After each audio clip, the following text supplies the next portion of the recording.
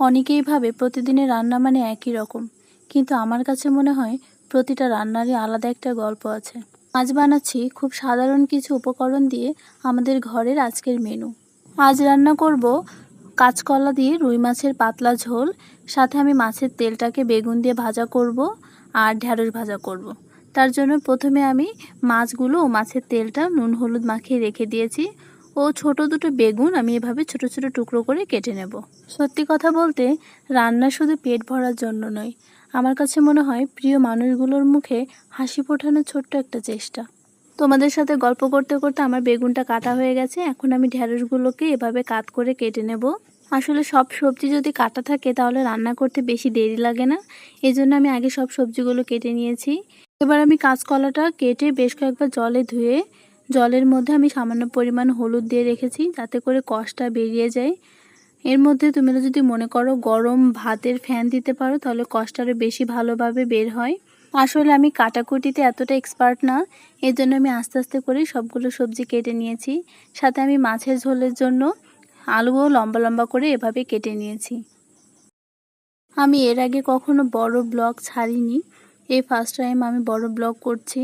এর আগে আমি সাধারণত তোমরা দেখে থাকবে ছোট ছোট রিল, এগুলোই ছেড়েছি। মাছের তেলটা করার জন্য আমি পেঁয়াজগুলোকে এভাবে সরু সরু করে পাতলা করে কেটে নেব।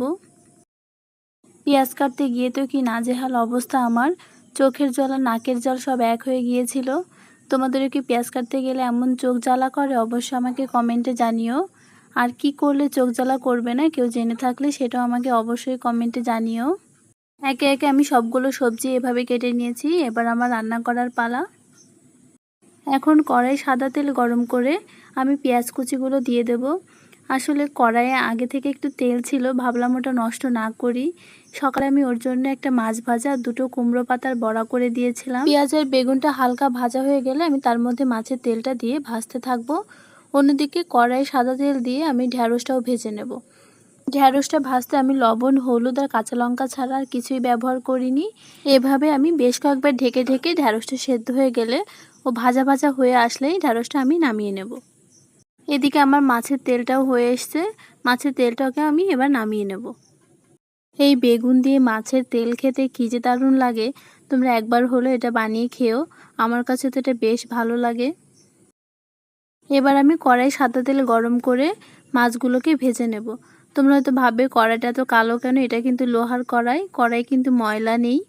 আমি আরেকটা কড়াই সাদা তেল গরম করে হাফ চা চামচ জিরে ও তেজপাতা ফোড়নে দিয়ে কাঁচকলা আলুগুলো লবণ ও হলুদ দিয়ে হালকা করে ভেজে নেব।